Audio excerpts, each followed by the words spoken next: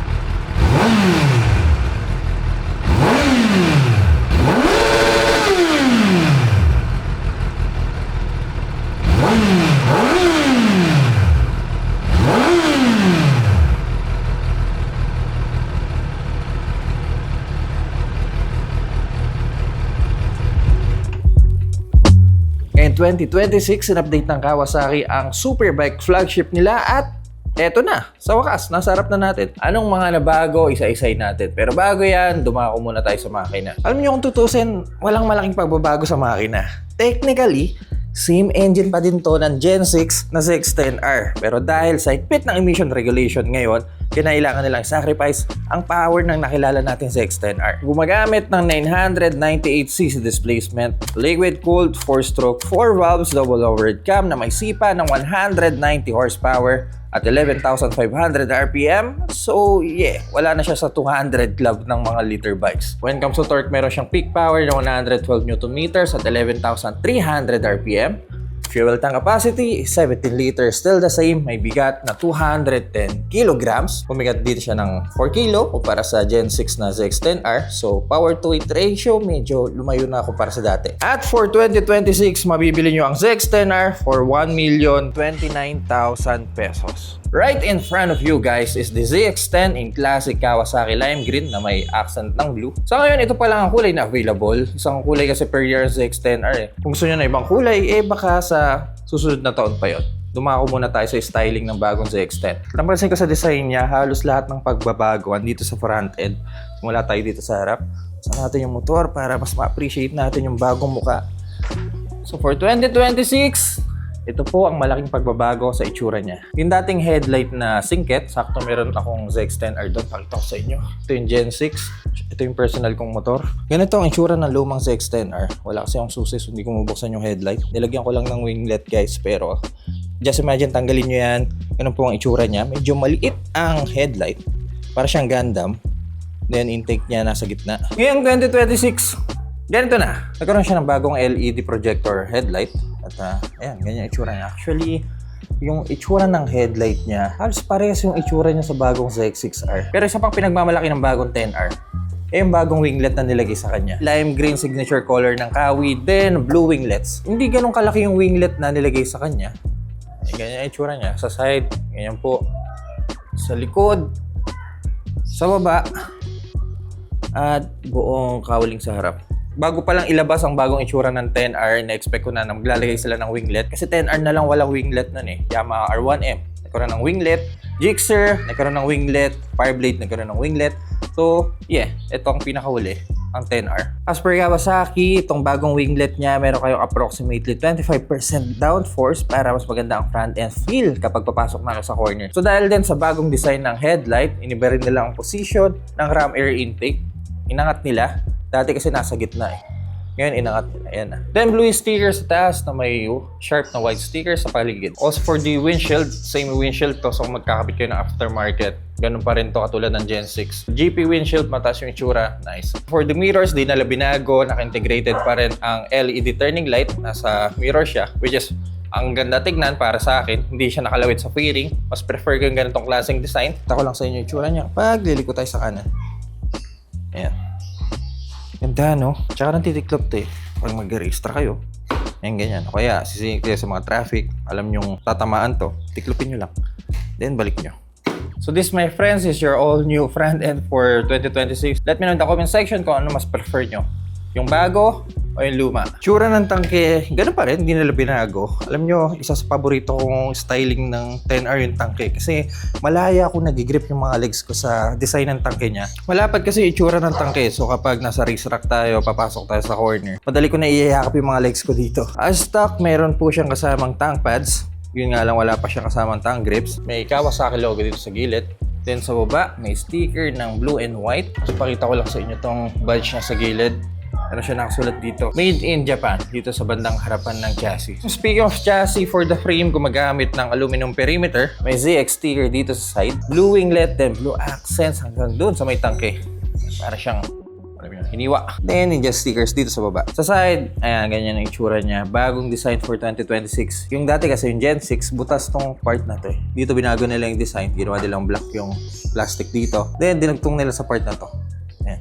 Maglalagay ng front sliders, dito po siya ikakabit. Cowling sa baba hanggang dito po sa bandang catalytic. Metal foot pegs, medyo cute yung itsura niya, maiksi lang siya. Then, mahabang bang indicator dito sa baba. Tail guard still the same, hindi nila binago. Actually, itong buong shifter hindi nila binago. Metal footrest din for the passengers. Tail section, ganito po ang itsura. 2 pirasong upuan, lapad na main seat. I mean, kapag maglilipat-lipat kayo ng position, especially kapag papasok kayo sa corners. Ang ganda ng ergo ng upuan na to. Pillion seat remains unchanged, ganun pa rin. Mayroon pa rin hawakan sa haling ayusin nyo sa parking. Then for detail section, yung design niya, nilagyan nila ng palaman sa magkabilang gilid. Kasi usually yung mga liter bikes na nakita natin ngayon sa mga super sport, butas tong part na to eh. For example, R1M, Panigale, Gixxer, manipis naman. Pero ang Kawasaki, yan. Ganito yung design na napag-desisyonan nila. Maganda pa rin naman tignan. Ayan. Example sa side. Kung gusto nyo makakita ng 10R na may cowling, ayan, ganyan po ang itsura. Ganito po ang itsura ng LED taillight niya. Isa pang pagbabago para sa 2026 10R, yung dating 4.3-inch display, naka 5-inch TFT display na. At ganito na ang itsura.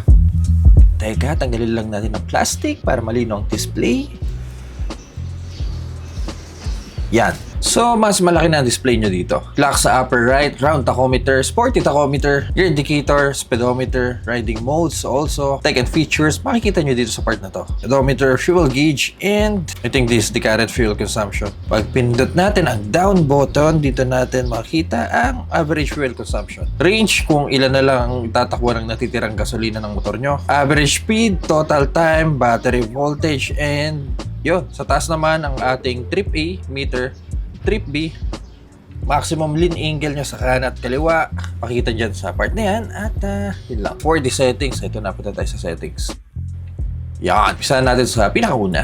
Vehicle display, shift lamp, LED or tack, up to you. Engine speed, LED brightness, LED mode. Kawasaki quick shifter. Yes, mayroon pong quick shifter ang 10R. This is bi-directional up and down. Kawasaki engine brake control kung gusto nyong light or gusto nyo patayan. Kawasaki launch control. Syempre, di mawawala yan. Dumako naman tayo sa display. Meron po tayong dalawang klase ng display. Type 1 is your default and standard display. Type 2 naman ay ang track mode display. Ito yung sporty looking dash, especially kung gusto nyo makita ang bilis nyo kada lap. Gusto nyo mag-race track, ayan, ganyan ang itsura niya. Pogi, no? Brightness, dalawa lang po ang adjustment.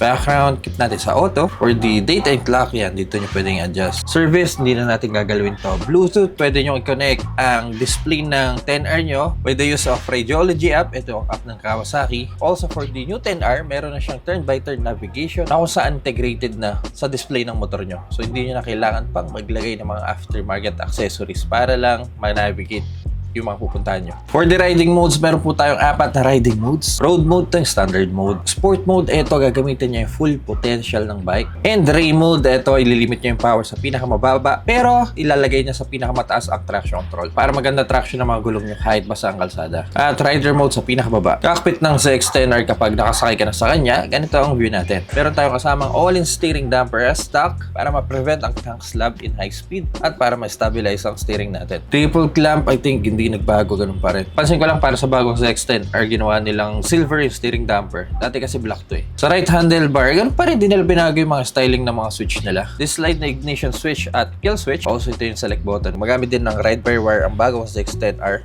Itong part na to, dito kasama guys sa aftermarket na to. As stock, naka Brembo Master Cylinder na rin kayo dito and adjustable po to in 5 levels. Kaliwang handlebar, ganun pa rin, hindi nila binago. Passing light at high beam sa taas. Up and down button and also ang ating riding modes. Also, meron tayong enter button dito. By the way, merong cruise control ang bagong ZX-10R. Also yung last gen. So isa siya sa mga superbike na mabibili nyo ngayon na kahit papano relax sa mga street. Kasi madalas sa mga super sport, wala nitong feature na to eh. Reset button, turning switch, busina at hazard button. Para ma-accommodate nila ang downforce ng nilagay nilang winglet, binago nila ang settings ng suspension. Naka 43mm Showa upside down fork pero binago nilang fork height. From 3mm, ginawa na nilang 1mm.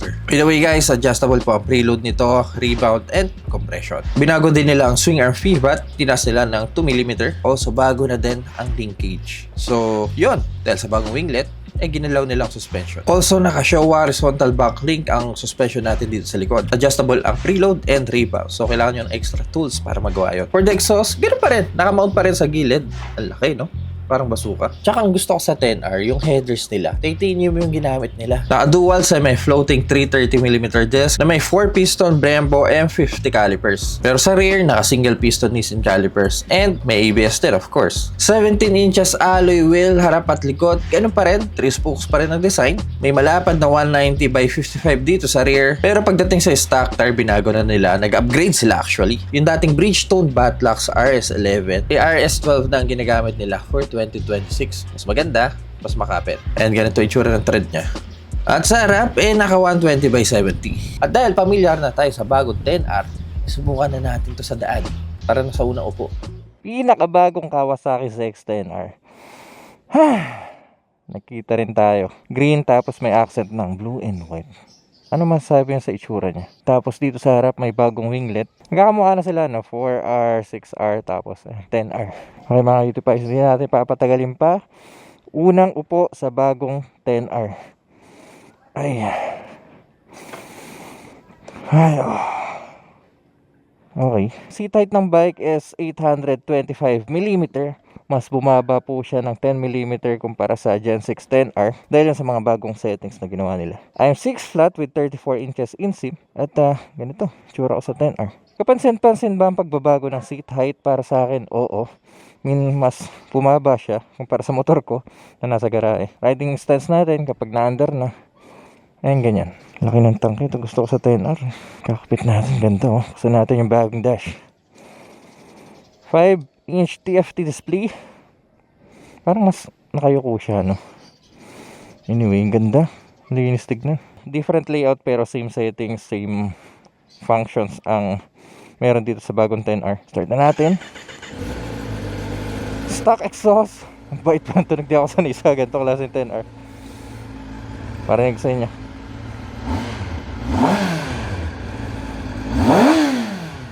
Ay, mabait pa eh. Right, so isa lang natin ang side mirror. Then riding modes lagay natin sa road. Automatic naman traction control na ito sa gitna pag naka road mode. Other than that, mukhang wala na. Siya pala, kukuha kayo ng 10R kung napapansin nyo. Ayan, maalambot siya, maalog siya. Normal yan guys ha, para sa steering damper. Okay, mukhang wala na akong kailangan ayusin dito. At tara.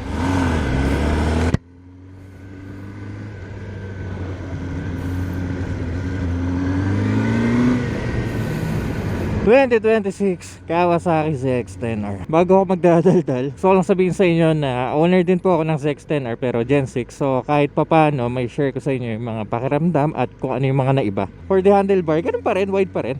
Ayun o. So isa to sa mga super bike 1000cc na kahit papano relax yung mga kamay nyo. Corner lang ako dito ha. Pang corner to, gulong na to eh. 10R ang masasabi kong liter bike na relax ang riding style. Actually kung tutusin, mas dapa pa, mas aggressive pa yung riding style ng ZX-6R kaysa 10R. So ito kahit paano hayahay ka. Actually nakapag long ride nga ako sa 10R eh. Nakapag-baler ako, nakapag-Nueva Ecija ako. Hindi nasakit yung katawan ko. Onti lang. Sa ngalay. Seat comfort, medyo matigas yung upuan niya pero in a way na ewan ko, hindi nasakit yung puwet ko sa 10R eh. Kamusta ba ang yagbulls natin sa motor na to? Pero medyo naiipit siya given dahil super sport to pero hindi ganun kasubsob. alam nyo yun, hindi katulad ng Fireblade na talagang sup-sup talaga yung riding style. Pansin ko lang sa dash na masyadong naka yuko, no? Naninibago lang ako. Corner.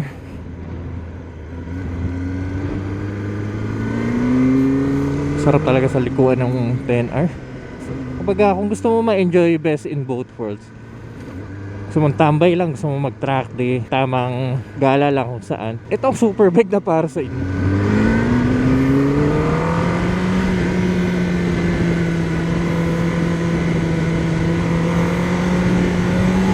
Yan o, liwag ng shift lock. Ang gaan dalhin ng 10R. Pero guys, kapag nasubukan nyo yung RR, mas magaan yun. Subok tayo dito sa main road para masubukan natin power ng 10R. Speaking of power, dito sa bagong 10R, dahil sa bagong emission regulation, dahil sa maigpit na emission regulation, medyo nabawasan ang power ng 10R para ma-meet yung regulation na hinihingi. From 203 horsepower sa Gen 6, 190 horsepower na lang dito sa bago. Grabe yung gap, no? Napansin ko dito sa power niya, ewan ko may binago ang Kawasaki dito, pero parang mas naging tame yung power niya yung low end eh. Aminin ko medyo mahina na yung power ng 10R sa low end dahil pangdulo kasi yung motor na to eh. Pero parang mas humina dito sa bago. Ewan ko bakit ganon. Hindi ko alam kung dahil nasanay ako sa motor ko, pero hindi, parang ang layo ng response ng low end nito para sa motor ko.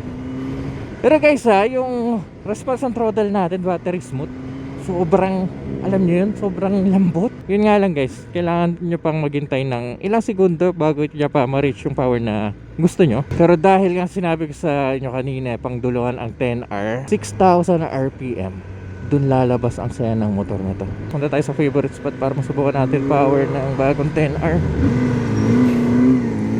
Halos wala power.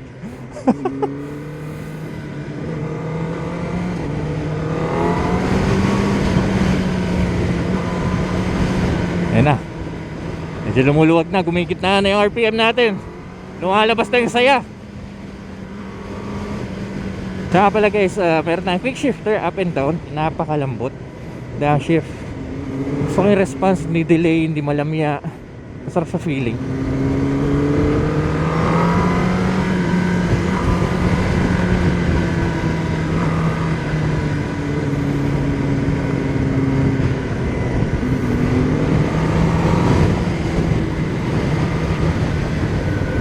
Pasok tayo dito. Okay, 190 horsepower. Subukan natin ang bagong 10R. Hindi guys, 7,000 RPM yung palo. Teka, clarify lang natin First gear.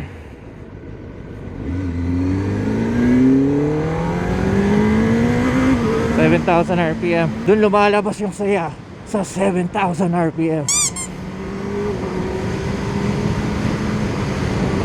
Woo! Oh yeah!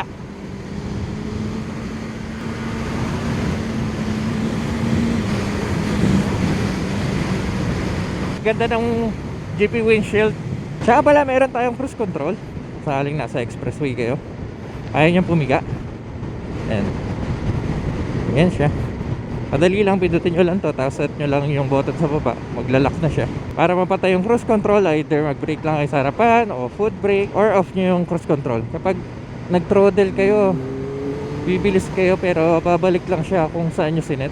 Also sa quick shifter, ma-operate nyo siya sa 2,000 RPM pataas, doon po siya kakagat. Below noon, kailangan nyo mag-clutch.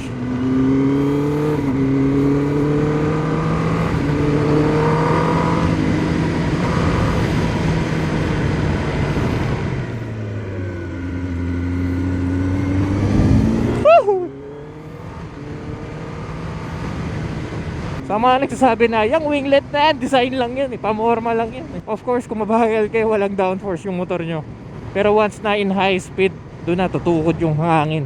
Ilang kilo ng hangin ang sasalo dyan. So doon magiging planted yung front end ng motor nyo. So mas gaganda yung handling nyo. Ang bait ng stock exhaust. Ganda ng view. Ang lambot ng throttle response. Ang lam niya lang talaga niya sa low end eh. O nga pala, meron tayong launch control.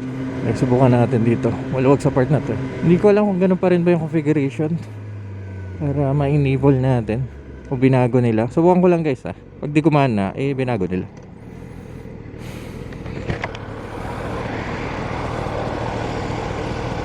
Ayun, nag-on. Okay, subok tayo. 2026 10R launch control.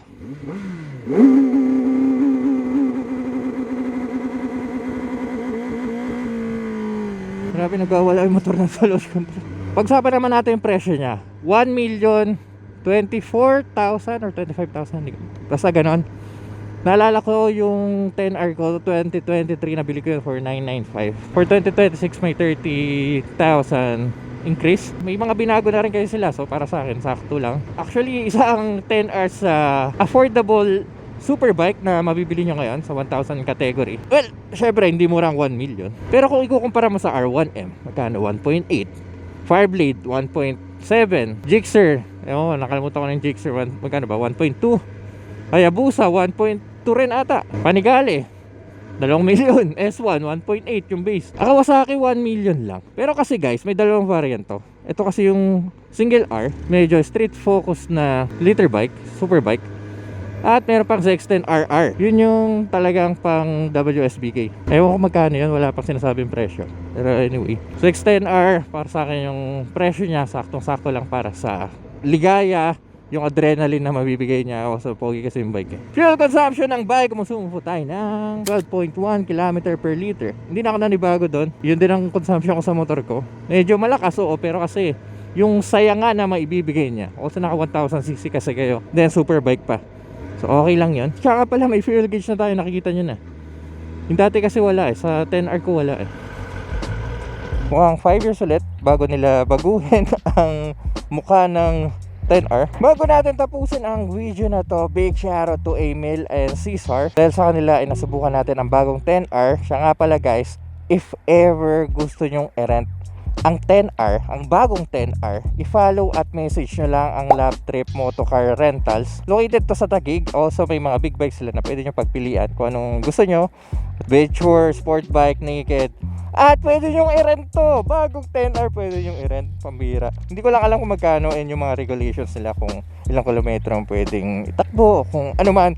Message nyo lang sila guys. Facebook page ulitin ko, Lab Trip Motocar Rentals. Galing ng pangalan, no? Lab space tapos trip. Mga kitty pies, kung meron kayong 1,029,000 pesos, kukuha ba kayo ng bagong 10R o mag-stay kayo sa luma? Kung ano man tatanungin nyo, alam ko kanina nyo pa hinihintay to. Kikiba natin yung motor natin o mag-upgrade tayo sa bago.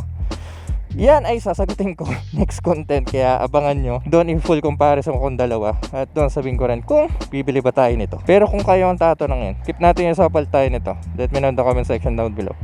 Yeah mga kitty pies, kung nag-enjoy po kayo sa video na to, kung nakatulong ang video na to, I leave a like at mahilig kayo sa mga ganito content. Huwag kayo mag-alala dahil nasa tamang channel kayo. So make sure to press the subscribe button dyan sa baba.